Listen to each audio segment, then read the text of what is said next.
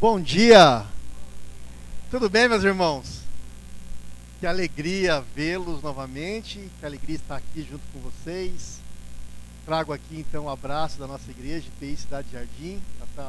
Lá está tendo culto pela manhã também. Todo último domingo do mês, o culto lá é pela manhã. Mas a minha esposa também, a pastora, está lá, então ela está tomando conta e, pela graça de Deus, eu pude estar aqui. Queridos, Deus tem uma palavra no teu coração, amém? Você crê nisso? Eu sempre creio assim, eu sempre falo que a gente tem que vir para o culto com uma expectativa santa, sobrenatural. Porque o Deus que se faz presente, Ele faz milagres, Ele age, Ele transforma, Ele muda a nossa mente, Ele muda a nossa rota. Então tem uma expectativa boa daquilo que Deus quer falar no teu coração, amém? Abra comigo, por gentileza, o livro de Marcos, capítulo 16. Marcos, capítulo 16.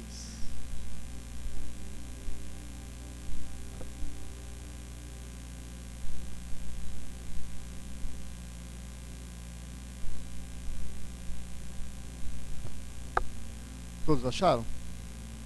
Amém? Mesmo assentado, mas em reverência ao Senhor da palavra, acompanhe comigo. Quando terminou o sábado, Maria Madalena, Maria, mãe de Tiago e Salomé, compraram especiarias aromáticas para ungir o corpo de Jesus. No primeiro dia da semana, bem cedo, ao nascer do sol, elas se dirigiam ao sepulcro e, perguntando umas às outras, diziam: Quem removerá para nós a pedra da entrada do sepulcro? Quem removerá para nós a pedra da entrada do sepulcro? Quando, porém, foram verificar, viram que a pedra, que era muito grande, havia sido removida. Entrando no sepulcro, viram um jovem vestido de roupas brancas, sentado à direita, e ficaram amedrontadas, assustadas. Não tenha medo, ele disse. Vocês estão procurando Jesus, o Nazareno que foi crucificado? Ele ressuscitou, não está aqui. Vejam o lugar onde o haviam colocado. Vão e digam aos discípulos dele e a Pedro: ele está indo adiante de vocês para a Galiléia. Lá vocês o verão, como ele disse a vocês. Tremendo e assustadas, as mulheres saíram e fugiram do sepulcro. Não disseram nada a ninguém, porque estavam amedrontadas. Quando Jesus ressuscitou, na madrugada do primeiro dia da semana, ele apareceu primeiramente a Maria Madalena, de que havia expulso 7 demônios. Ela foi, contou o que haviam estado com ele, e os quais estavam lamentando e chorando. Quando ouviram que Jesus estava vivo e fora visto por elas, eles não creram. Depois Jesus apareceu de outra forma a 2 deles, estando eles a caminho do campo. Eles voltaram e relataram isso a outros, mas também não creram nos 2. Mais tarde, Jesus apareceu aos 11. Quando eles comiam, censurou-lhes a incredulidade e a dureza do coração, porque não acreditaram nos que o tinham visto depois de ressurreto. Queridos irmãos, vamos orar. Feche seus olhos. Obrigado a Deus pela sua palavra. Ela é poderosa para mudar as nossas vidas, para transformar nossos corações. Senhor, fala com cada um, Deus. Prepara, Deus, os nossos corações para recebermos tua palavra de forma que ela possa trazer prática em nossas vidas, no nosso dia a dia. Espírito Santo de Deus, queremos ouvir tua voz nessa manhã. Por isso clamamos, fala conosco. Em nome de Jesus. Amém e amém. Meus irmãos, o tema dessa manhã é: quem removerá a pedra? Quem removerá a pedra? Nós passamos aí essa semana, né, da Páscoa, do Cristo ressurreto. E talvez não, com toda certeza absoluta, a melhor notícia que o mundo já ouviu, queridos irmãos, vieram do túmulo vazio. Jesus ressuscitou. A história da Páscoa, ela não termina num funeral. Ela começa com uma festa. O nosso Senhor está ressuscitado. O túmulo vazio de Cristo foi o berço da igreja. Nós não pregamos um Cristo que esteve vivo, mas morreu. Nós pregamos um Cristo que morreu, mas ressuscitou ao terceiro dia. E, queridos irmãos, nós pregamos esse Cristo que está vivo pelos séculos dos séculos. Lá a morte, queridos irmãos, ela nos traz um certo medo, não é verdade? Ela impõe sobre nós o medo. A morte, ela foi o rei dos terrores. Mas Jesus é o rei dos reis. E ele venceu a morte, queridos irmãos. A morte foi vencida por Jesus. Ele matou a morte. Se você abrir a sua Bíblia, por gentileza, abra comigo em 1 Coríntios, capítulo 15. 1 Coríntios, capítulo 15, versículo 54.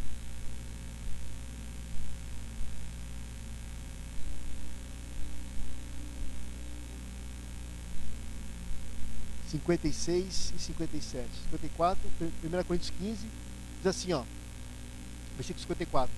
Quando, porém, o que é corruptível se revestir de incorruptibilidade, e o que é mortal de imortalidade, então se cumprirá a palavra que está escrita: a morte foi tragada pela vitória.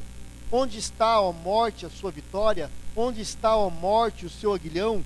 O aguilhão da morte é o pecado, e o poder do pecado é a lei. Mas graças a Deus que nos dá vitória por meio do nosso Senhor Jesus. Queridos irmãos, a ressurreição de Cristo, ela é a demonstração do supremo poder de Deus. Quando você vai ver o apóstolo Paulo falando aos Efésios, no capítulo 1, versículo 20, ele fala que Deus exerceu esse poder em Cristo, ressuscitando dos mortos e assentando ele nas regiões celestiais. A ressurreição mostra o poder de Deus. A ressurreição de Cristo, meus irmãos, ela é uma das maiores fraudes da história na cabeça de alguns, ou então é um dos relatos mais extraordinários que já existiu na humanidade. O Cristo ressurreto, meus irmãos, ressurreição e Cristo, ressurreição e cristianismo permanecem em pé ou eles caem juntos.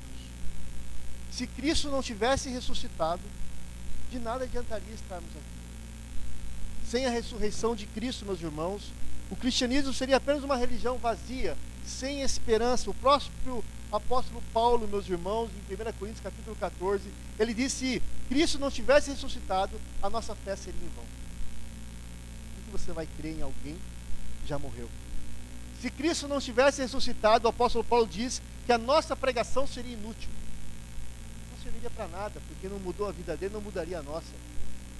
O apóstolo Paulo diz que se Cristo não tivesse ressuscitado, a nossa esperança seria vazia.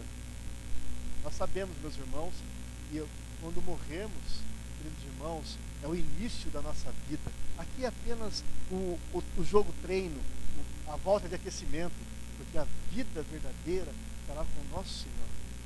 O apóstolo Paulo, ele diz também, meus irmãos, que se Cristo não tivesse ressuscitado, o nosso testemunho seria falso.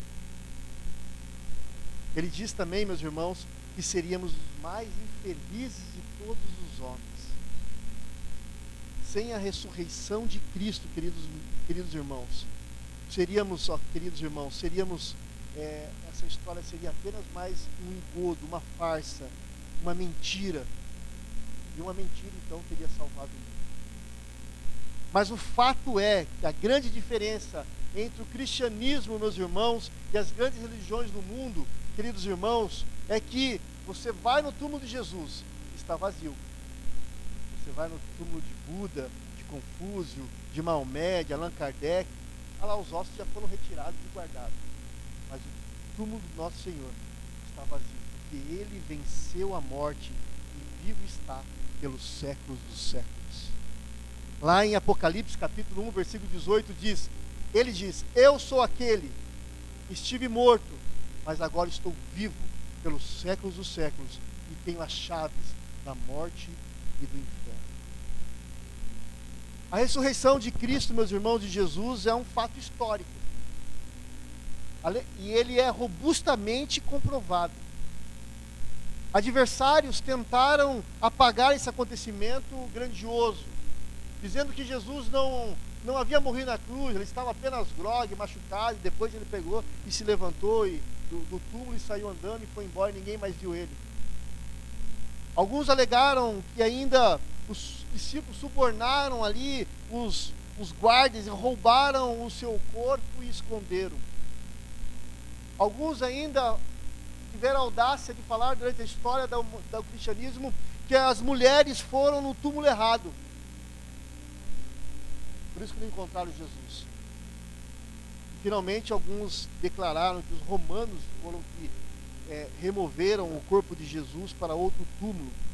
Todas essas tentativas fracassaram diante dessa verdade controversa, que Jesus foi ressurreto e ele ressuscitou ao terceiro dia.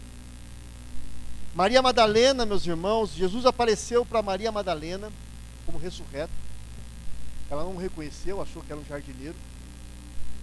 Jesus apareceu às mulheres que ali estavam, apareceu a Pedro. Jesus apareceu aos 2 discípulos que estavam indo embora, ao caminho de Emaús, desanimados, porque o seu mestre havia morrido, e Jesus aparece para aqueles 2 homens. Jesus aparece para Tomé, junto com os apóstolos ali, e depois Jesus aparece para mais de 500 pessoas. Jesus aparece, queridos irmãos, para Paulo, para Estevão, para João na ilha de Patmos. O próprio sermão de João, queridos irmãos, quando estava ali na ilha de Patmos, foi um sermão dado pelo próprio Senhor. O sermão de Pedro, no dia de Pentecostes, meus irmãos, ele falou sobre a ressurreição de Jesus. Então, se Cristo, meus irmãos, não tivesse mesmo ressuscitado, bastaria aqueles homens apresentarem o corpo de Jesus e o cristianismo acabava ali. Já era. Então, o cristianismo, a ressurreição de Jesus é um fato histórico. A ressurreição de Jesus também é um fato psicológico marcante, porque vocês lembram, os discípulos estavam esmagados pelo desânimo, acuados no fundo de um quarto, acuados com medo, mas eles foram poderosamente transformados.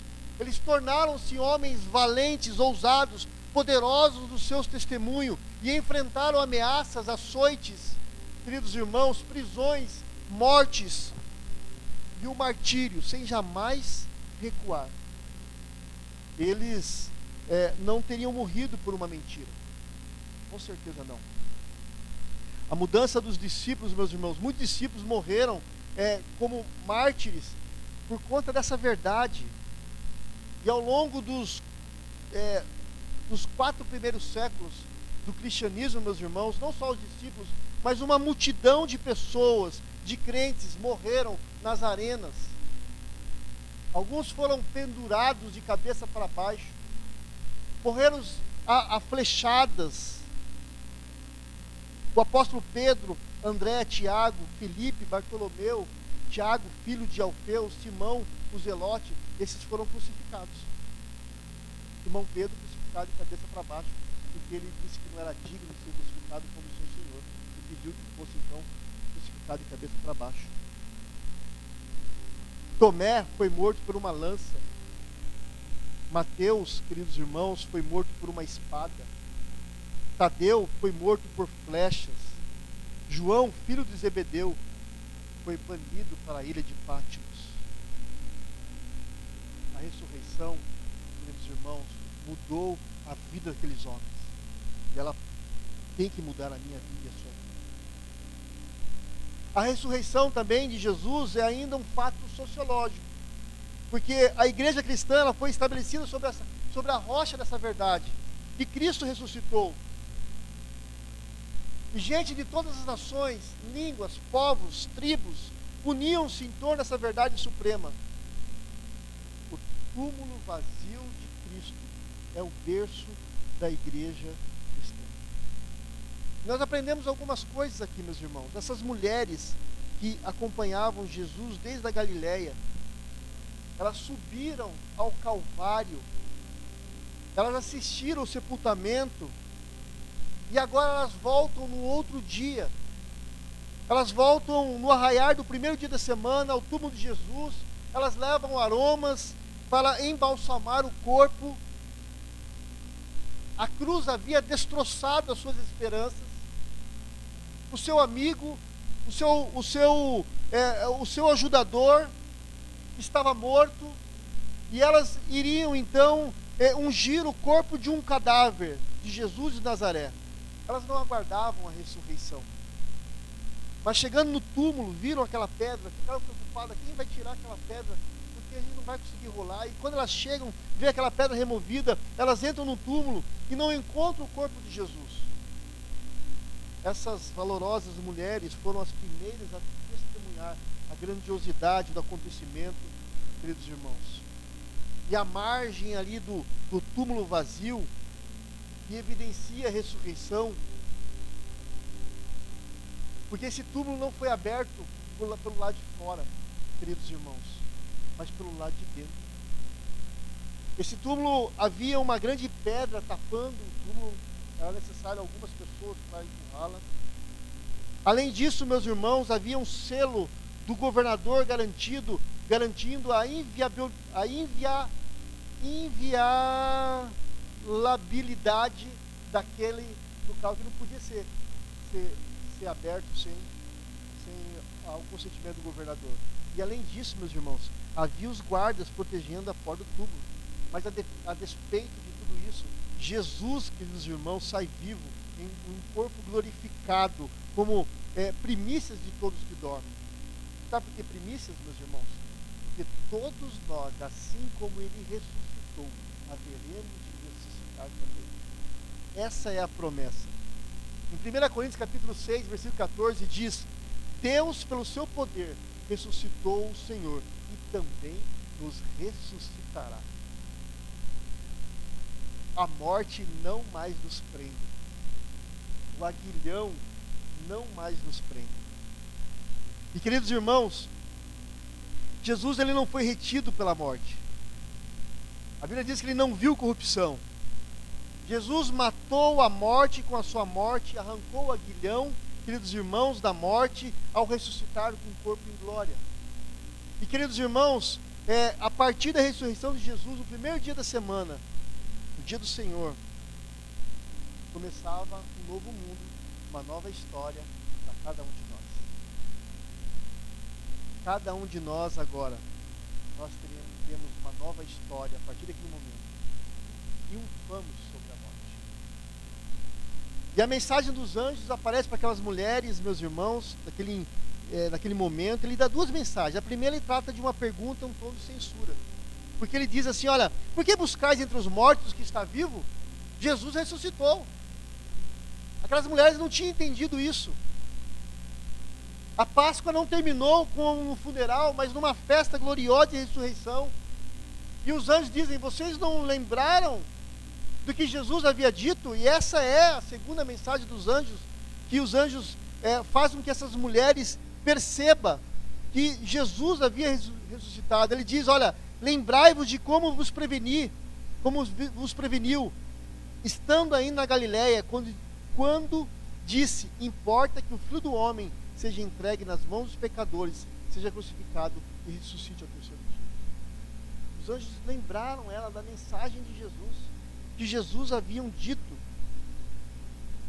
E, queridos irmãos, a mensagem, essas mulheres foram despertadas e correram até os seus discípulos.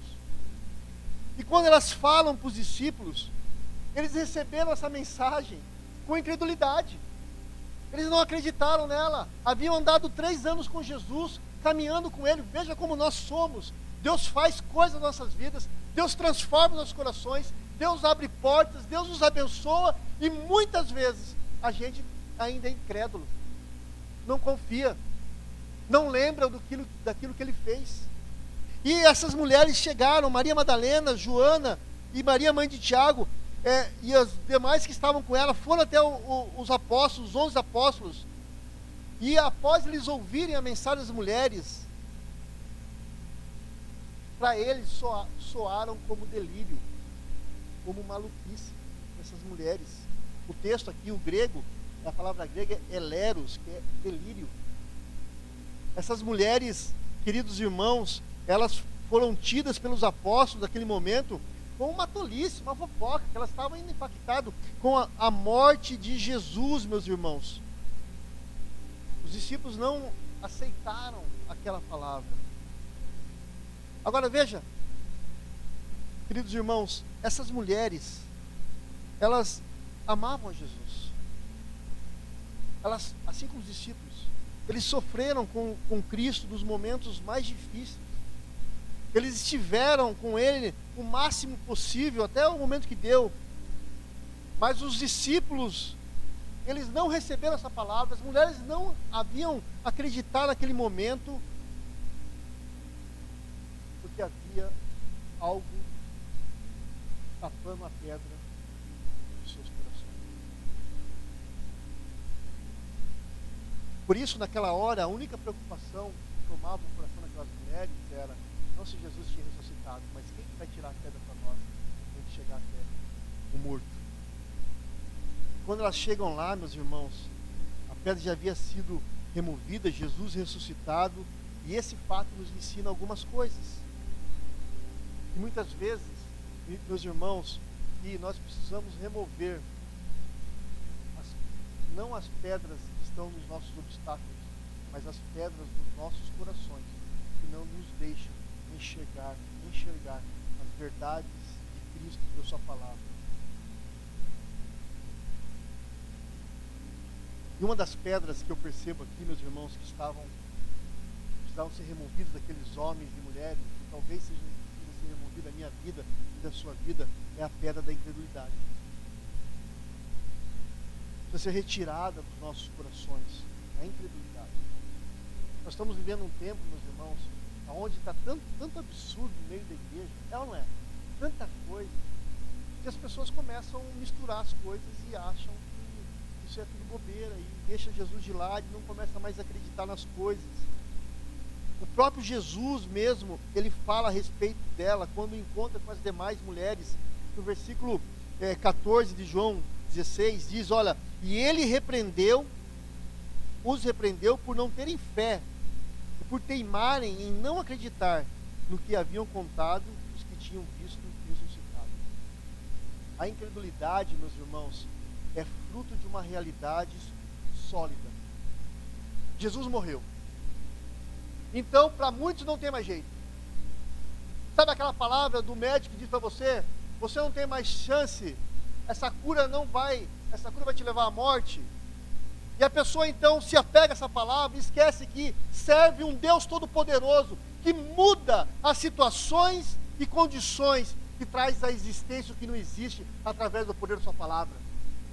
Essas mulheres estavam enfrentando uma incredulidade por uma realidade sólida.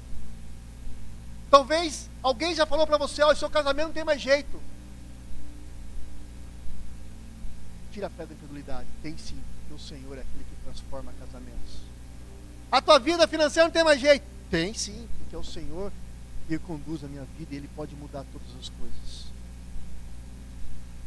Queridos irmãos,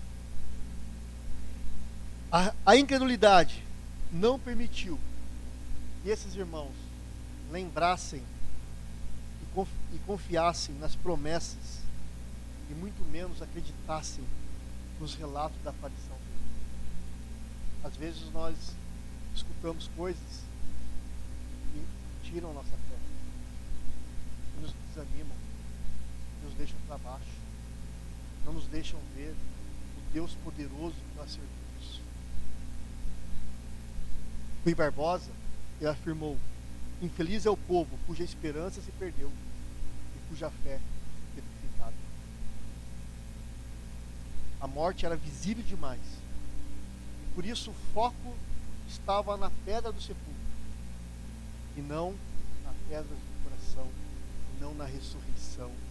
E assim acontece hoje, meus irmãos. Nós conseguimos focar nossa vida, retirar algumas pedras do nosso caminho, queridos irmãos, mas não olhamos para o nosso coração e não retiramos a incredulidade, essa pedra que nos atrapalha, nós ficamos ansiosos com as coisas da vida, nós ficamos atormentados, nós temos um olhar crítico, não somos capazes de crer que o Senhor, que Cristo que ressuscitou dentre os mortos, que nada e ninguém é igual a Ele, e Ele pode mudar todas as coisas. O resultado dessa incredulidade é uma pura infelicidade, como afirmou Rui Barbosa. É uma falta de esperança. A nossa falta de esperança faz com que a nossa fé vacile, a nossa fé seja uma fé petrificada, uma fé que a gente fale para os outros que temos, mas não muda nada na nossa vida, não muda nada no nosso quarto de oração. As pessoas não estão nem orando mais, nem lendo a sua palavra, porque dizem que tem fé e acham que fé é algo mágico. Se você não dobrar seu joelho na sua casa, fechar a porta do teu quarto e clamar a Deus, a fé, queridos irmãos, é Deus que coloca, mas precisa ter uma postura de cada um de nós. Mas quando a fé ela é vivificada, nós somos capazes de entrar, queridos irmãos, na presença de Deus e ver a glória de Deus. O Senhor Jesus disse, queridos irmãos, para as irmãs de Lázaro, para a irmã de Lázaro: se creres, verás a glória de Deus. Lázaro foi ressuscitado. Nós somos restaurados, meus irmãos, a nossa missão quando a fé é viva. Veja aqueles dois apóstolos a caminho de Emaús, estavam lá desanimados, indo embora, choramingando, agora acabou a nossa vida, e de repente Jesus aparece para eles, mas estavam também cobertos de incredulidade. E quando eles reconhecem Jesus e viram que Jesus havia ceado com eles, havia ressuscitado, eles voltam novamente para o caminho, volta para a missão. Talvez você precisa voltar para a sua missão, para a missão que Deus deu para você no começo da sua conversão, da sua vida de intimidade, de confiança em Deus, de busca de Deus. É necessário você ter uma fé vivificada, mas é necessário tirar a pedra da incredulidade. A segunda pedra que esses irmãos precisavam tirar era a pedra do medo. Veja no versículo 8 de Marcos 16, diz que então elas saíram e fugiram do túmulo, apavoradas e tremendo, e não contaram nada a ninguém, porque estavam com muito medo. Então, versículo 5 diz: então elas entraram no túmulo, viram um moço vestido de branco sentado no lado direito, e elas ficaram muito assustadas. E o anjo disse: não se assustem. Essa é uma outra pedra, queridos irmãos, foi colocada diante do coração delas, o medo. Toda vez que a nossa realidade concreta é confrontada com o poder de Deus, muitas vezes perdemos aquele aparente controle de segurança, meus irmãos, que conhecemos, que chama-se realidade. E muitas vezes isso dá medo. A nossa rota passa a ser totalmente desconhecida, porque Deus nos tira daqui, faz ali, coisa ali, e daí a gente meio que perde. Isso nos traz uma certa ansiedade, medo. E muitas vezes esse medo ele assume algo em nossas vidas, além da nossa compreensão, da nossa capacidade. E nós não conseguimos ver mais Jesus. Jesus apareceu para elas e elas pensaram que era um jardineiro. Porque o medo, ele transforma, ele muda a nossa maneira de como a gente enxerga as coisas. Quantas pessoas eu já conheci que não assumiram um cargo no trabalho porque tinham medo de assumir responsabilidade, perder talvez uma bênção de Deus. Quantas pessoas desistiram de casar por conta do medo da responsabilidade de ter uma família e deixar de ter bênçãos? O medo não nos deixa enxergar, queridos irmãos, ele mexe com a nossa visão, ele mexe com a nossa audição. E essas mulheres, o próprio Jesus havia falado com elas: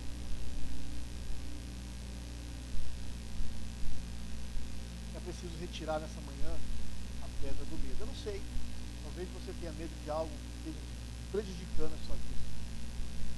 Eu conheci missionários que tinham medo de ser missionários porque achavam que Deus ia mandar eles para lugares longínquos e iam morrer em algum lugar, como se Deus fosse alguém mau. Conheci pessoas que têm medo de assumir compromissos com a igreja, porque os outros vão falar. O medo, ele nos petrifica, nos paralisa, não nos deixa caminhar. Por isso que a Bíblia diz: lança fora todo o medo. O antídoto, queridos irmãos, é a fé. A fé é o antídoto para o medo.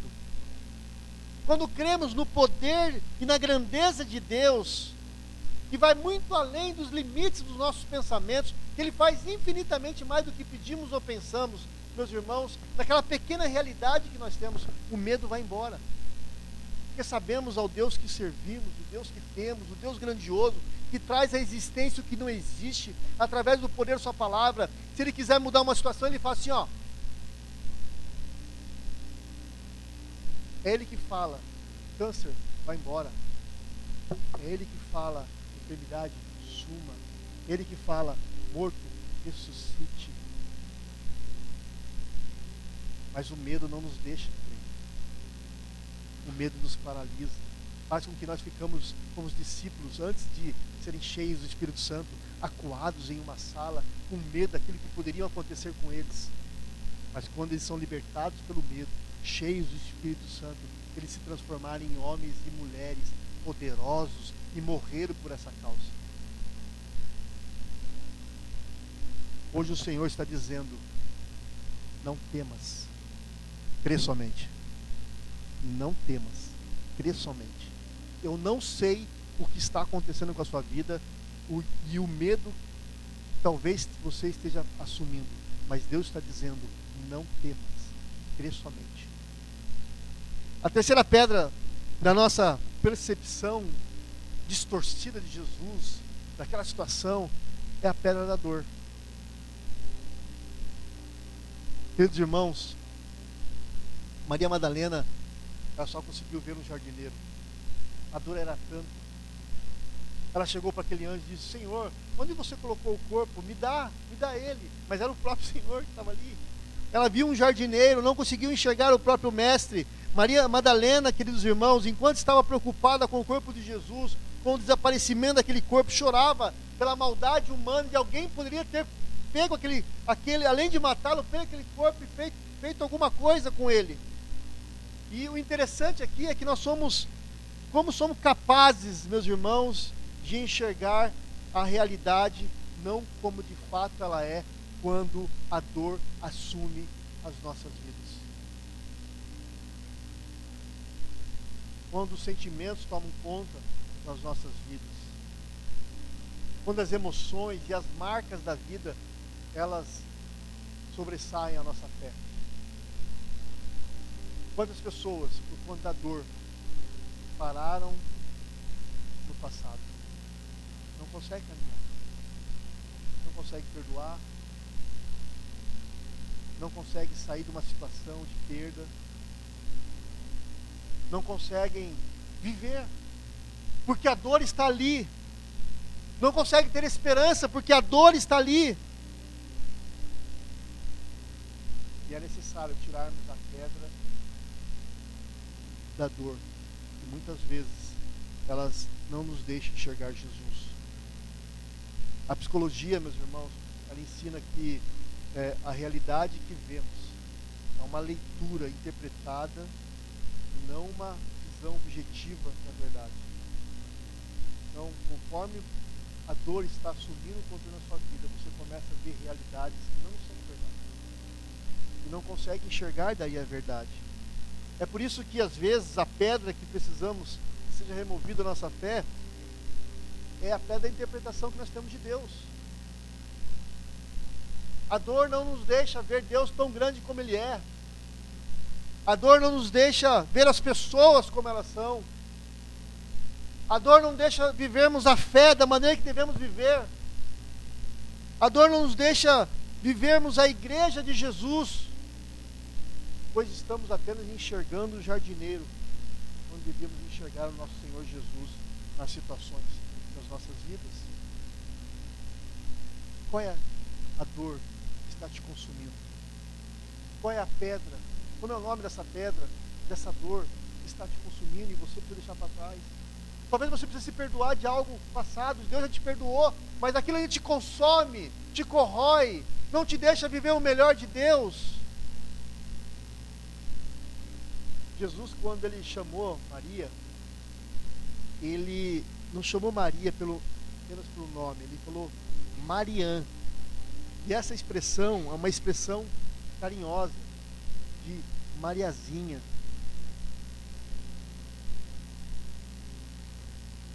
Jesus, ele tem amor por cada um de nós. E assim Jesus faz conosco. Ele marca a nossa vida com pequenas coisas. Ele marca as nossas vidas, meus irmãos, com coisas que parecem simples, até inexpressíveis muitas vezes aos nossos olhos, mas que para nós é um chamado à realidade. É um chamado para ver o poder e a graça de Deus. As suas dificuldades, as suas lutas, as emoções, as suas dores que você passou, meus irmãos, muitas delas não foi porque Deus queria, mas Deus usou elas para te transformar na pessoa em quem você é hoje. Isso te fortaleceu, isso te ajudou. E hoje Jesus quer mostrar a você do jeito que Ele realmente é, o Salvador. Ele é o teu Salvador. Quando você entregou a sua vida a Jesus, verdadeiramente, o seu nome foi escrito no livro da vida. E de lá ninguém pode tirar. Ele é teu Salvador. Ele te conquistou com braços fortes. Ele riscou a cédula e cravou na cruz. Ele marcou com o seu sangue. Antigamente nós éramos inimigos de Deus e agora somos feitos filhos de Deus por amor a Ele. Ele não é só o Salvador. Jesus é o seu Senhor. E como Senhor, Ele tem que ter o controle da sua vida. Você não faz o que quer. As pessoas hoje acham que Deus é um gatinho, né? Coloca Deus na parede e como se fosse um gatinho. Não é um gatinho, é o leão da tribo de Judá. Ele ruge. E não queira você tomar o controle de algo que não te pertence, é dele. Tua vida pertence a Ele. Se você não acredita nisso ou não quer isso, você precisa se converter novamente. Tudo é dele, para Ele e por meio dele. Ele é o Senhor da sua vida. Não ande por caminhos que vai te trazer exortação, tristeza e dor, porque a mão do nosso Deus é uma mão amorosa, mas é uma mão pesada sobre aqueles que Ele ama. Ele cobra mesmo. Esse Deus, esse Jesus é o ressurreto, Ele está vivo. Ele está aqui. Ele não é um conto de fadas. Ele não é uma história de crente. Ele ressuscitou e está aqui. Está sobre sua casa, sobre sua vida. Vivo Ele está. E esse Deus, Ele se importa com você. Antigamente, quando eu era mais jovem, eu pensava assim, Deus faz tudo para os outros, para mim não faz nada. Até que um dia Deus pegou de jeito, trabalhou isso na minha mente, mas era por conta das minhas emoções do passado, da baixa autoestima. Eu não penso mais isso. Ele está ao nosso lado. Jesus diz, eis que estou à porta e bato. Se você abrir seu coração, eu vou entrar. Nós vamos cear juntos. Não é que nem o diabo. O diabo mete o pé na porta e entra. Bate na porta. É necessário, meus irmãos, que você busque esse relacionamento com Deus. Nós precisamos enxergar a Jesus sem essas pedras. Sem a pedra da dor, sem a pedra da incredulidade e sem a pedra do medo. E daí sim, enxergaremos o autor, consumador da nossa fé, Cristo Jesus. Amém? Feche seus olhos, abaixe sua cabeça. Eu não sei como é que você está, emocionalmente falando. Eu não sei o que passa na sua mente, no seu coração, mas eu sei que Jesus sabe. E Ele quer que você, nessa manhã, Retire qualquer tipo de pedra que está incomodando, está atrapalhando a sua comunhão com Deus.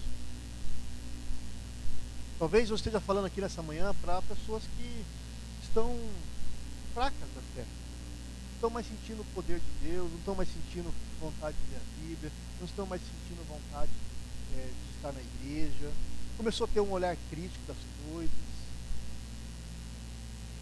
Quero dizer para você que essa pedra precisa ser removida da sua vida. Porque Jesus, Ele tem o melhor para você. A Bíblia diz: se quiseres, comereis o melhor dessa terra. E o melhor dessa terra é estar ao lado dele, caminhando com Ele, obedecendo a Ele. Eu quero orar por você, mas eu quero que você dê um passo de fé. Se você sente que essa palavra falou com você, e você precisa sim, não precisa me falar o que é, mas você precisa retirar alguma pedra que você já identificou, que precisa ser retirada da sua vida, eu quero que você venha aqui à frente, eu quero orar por você. Porque eu quero que você nessa manhã, você saia daqui liberto, livre, para adorar o Senhor e não ver um jardineiro, mas ver o Jesus ressurreto. Continue com os olhos fechados. Se você sente no seu coração que você precisa tirar algo da sua vida, e Deus já falou com você, Deus já tem falado com você, não foi só por causa de sermão, mas porque Deus já falou com o teu coração que algo precisa ser mudado, transformado. Ele vai fazer isso hoje. Quando o jardineiro falou para Mariazinha: Mariazinha, sou eu. Ela olhou para ele e falou: Rabone, mestre. Ela o reconheceu. E eu sei que nessa manhã vocês também irão reconhecê-los. Talvez uma situação em casa, familiar, que tem entristecido marido, esposa, filhos. Talvez uma situação do passado que você não consegue liberar perdão, que você não consegue. Já pediu para Jesus, mas Jesus essa manhã Ele quer fazer isso na sua vida. Ele quer transformar a sua vida. Ó Deus, eis-nos aqui, Deus, essa manhã, Deus. Obrigado a Deus, porque Tu és o Deus vivo, ressurreto, verdadeiro. Tu és o grande Eu Sou, o Todo-Poderoso. E nessa manhã eu oro, Deus, pedindo que o Senhor, que está vendo aqui as minhas irmãs aqui à frente, cada uma delas clamando, Deus, e colocando, apresentando diante do Senhor uma situação que elas entenderam que pode estar prejudicando uma fé viva, uma fé verdadeira, um aprofundar na Tua presença. Ó Deus, só o Senhor pode mudar isso. Só o Senhor pode trazer a cura, em nome de Jesus, que elas sejam curadas, as suas fés sejam restauradas, seus corações se queimem pela presença majestosa do Senhor Jesus, que haja, Deus, santificação nas emoções, no coração de cada um, na mente. Deus, que toda tentativa de Satanás, toda flecha do maligno, todas as garras do inimigo que muitas vezes prende a nossa mente, os nossos corações, por quantas situações que ocorreram com a gente, seja desfeita agora, em nome de Jesus, e essas irmãs possam ver, Senhor Deus, a libertação do Senhor. Quebra as correntes, as cadeias, em nome do Senhor Jesus Cristo. Que haja, Deus, um avivamento no coração dessa igreja, desses irmãos que estão aqui à frente, que a começar por elas, o Senhor aviva essa igreja, aviva, Senhor Deus, a liderança dessa igreja, aviva o pastor dessa igreja, aviva, Senhor Deus, os presbíteros, os diáconos, aviva as crianças, aviva os jovens.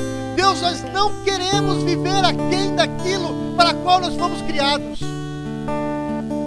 Que o Senhor faça algo novo, que a Sua presença bendita esteja sobre cada um de nós e sobre essas irmãs que estão aqui à frente, em nome do Senhor Jesus Cristo. Amém e amém. Amém, minhas irmãs. Deus abençoe. Obrigado, pastor.